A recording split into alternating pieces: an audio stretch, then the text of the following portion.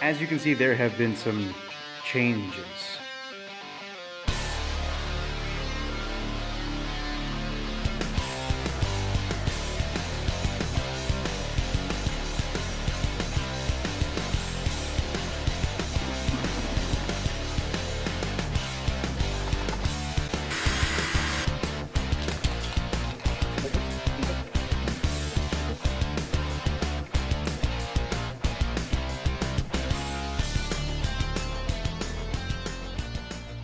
Hey everybody, welcome back to AimlessMoto.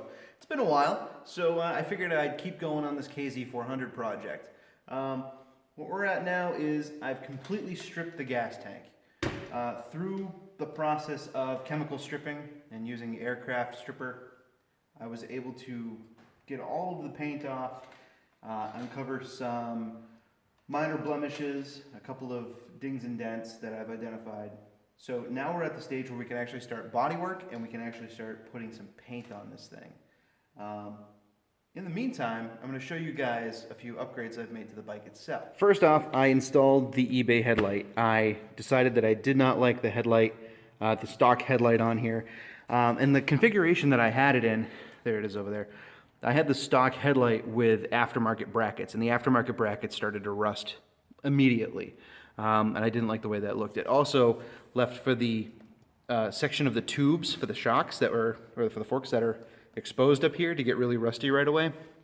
So I cleaned those up, cleaned up the original headlight mounts, painted them all black, installed these new flexible LED blinkers, and put this little like $20 eBay headlight on. It's kind of flimsy, it's kind of chintzy, and I'm not wiring in the LEDs that are inside there because they're not very bright. Something else I've changed, this bike has had two problems. The first problem was I had an oil leak because of the breather filter that I had up here. So what ended up happening was when the bike got hot, and there was another problem as well that fed into that, and I'll tell you about that in a second. But when the bike got hot and I was running at full RPM or really ripping it around, oil would come out of the breather, come out of the filter, and get everything from here back just soaked. So there's still some oil remnants up in here that I can't clean off, but I gave it a bath in Simple Green. I gave it a bath in Simple Green and was able to get all the oil residue off. I did take the carbs off again because of another issue, and that was the fact that I think the kickstand is too short. I'm gonna have to elongate the kickstand because we're about 2.5 inches taller as far as ground clearance compared to the stock bike. So with that, I have a feeling this carburetor is not sealing and the gas is going down into the cylinder because the oil in the bike reeked of gasoline. Terrible.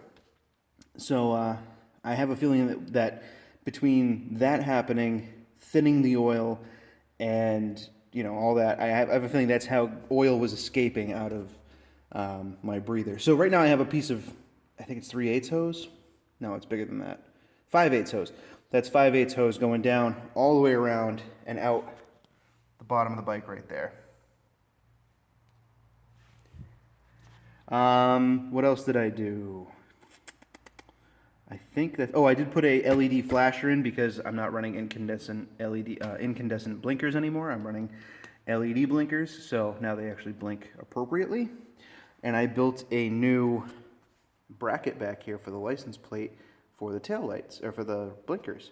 Because I used to have a like a little mount that came off of the shock, and it was really ugly and I didn't like it, and you had a big bulky blinker hanging out here, and when you open the seat up, you ended up hitting the blinker on the other side.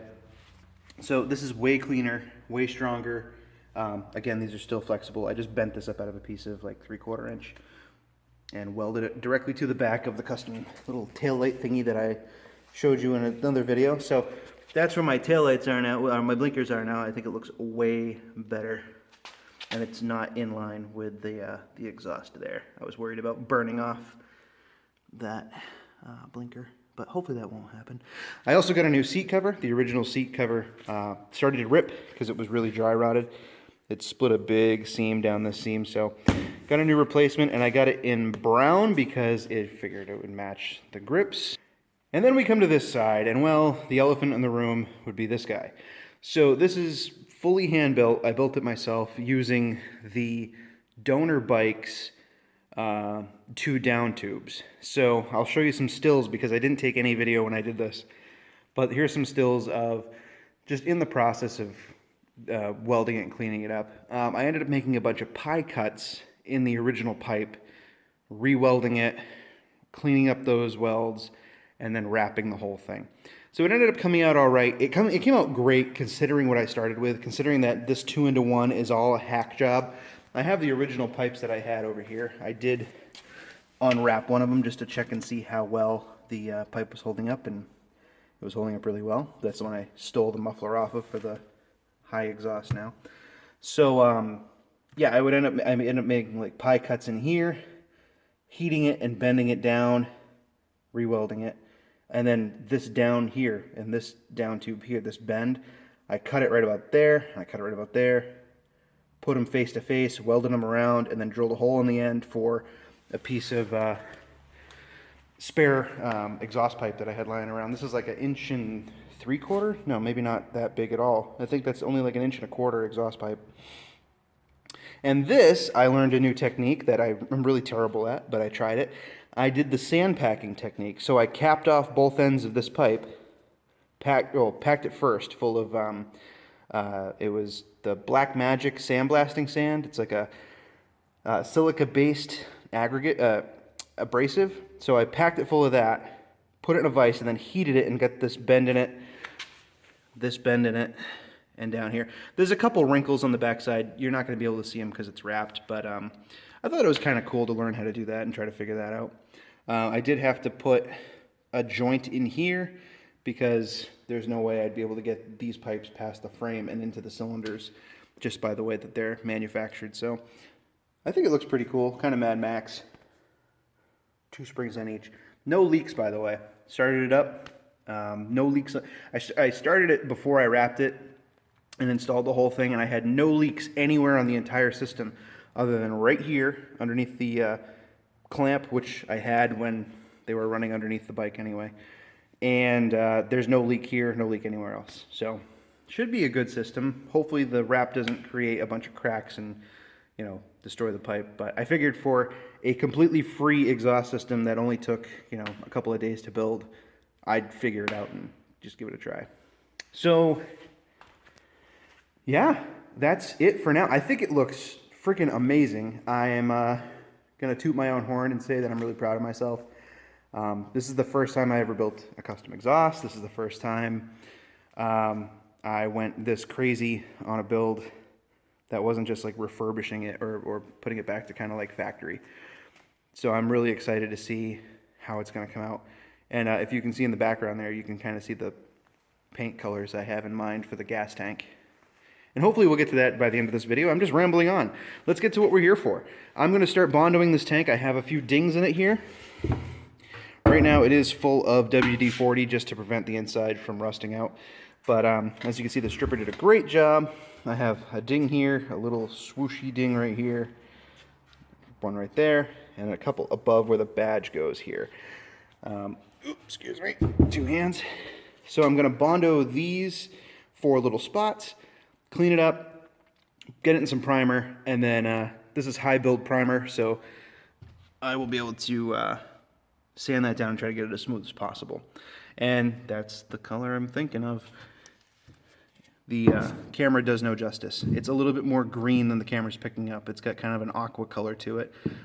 It looks really, really blue right now, but that's just the way my camera is. So this is going to be kind of 80% of the tank, and then this gloss white is going to be the bottom 20% of the tank. And I think that'll give it a neat little, you know, neat little contrast on the bike. I didn't want to go with a full solid color because every time I've painted a gas tank a solid color, I've been disappointed with it. So we're going to try out the 2 colors. All right, I'm going to throw you guys in the time lapse, and I'm going to get working on this tank. Thank you for hanging with me and going through this whole rigmarole. Time to get to some actual work. Coming over to the tank, we did get all the Bondo done. It's nice and smooth. Sanded it down with 320 wet, and now we're in full-on high build primer. There's about 5 coats of high build primer on here with now a guide coat kind of sprayed on there. So when we go out and block this out, it should show us our highs and lows and see if we need to address any other areas.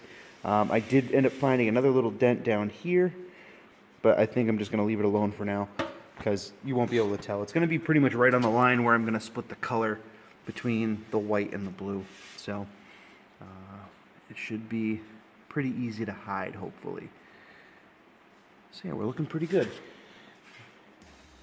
And yeah, these will definitely look 100% better than the old ones. Well, so I decided to stay up a little later than I should, and well, this happened.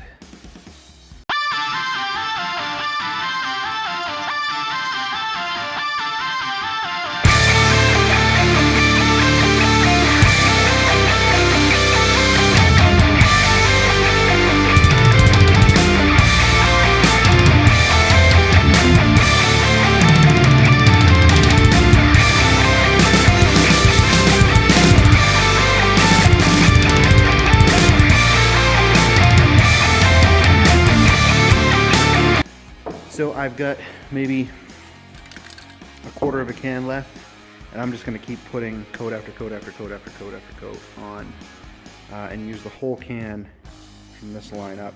So from that line down, I kept it the white base coat that I had put on it. So it should be a pretty nice transition from the white up, and that's the bottom of the tank right there. So there's only going to be about 1 inch to 2 inches visible of the bottom of the tank.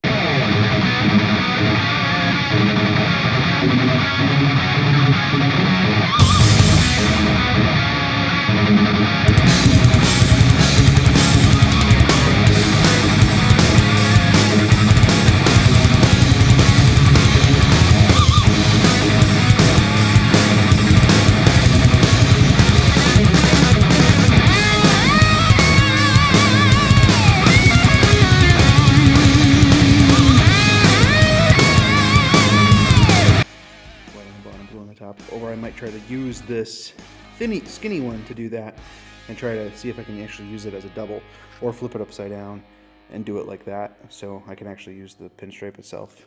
But that's neither here nor there. I keep getting excited and I keep jumping the gun and I keep going like steps ahead.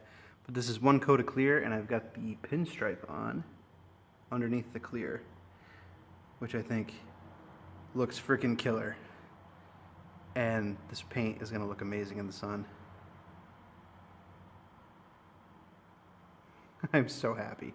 So this is the stuff I'm spraying. This is 2K clear. You know the stuff they say never to spray over duplicolor lacquer? Yeah, well, that's what I'm doing. With the door open, so bugs can get in. And that's just the first coat of clear. That is a full can of that blue paint. An entire can of blue, and an entire can of white on underneath it too.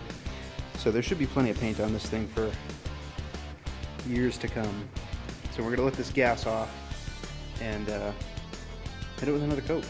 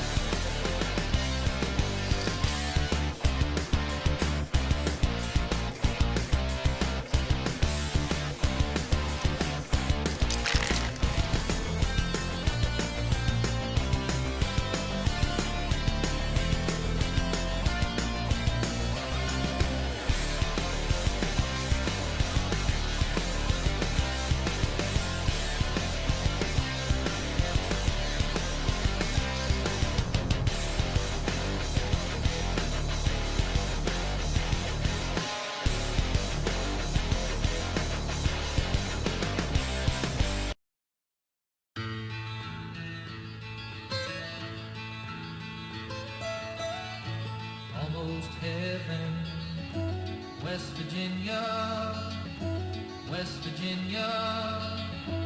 West Virginia, West Virginia.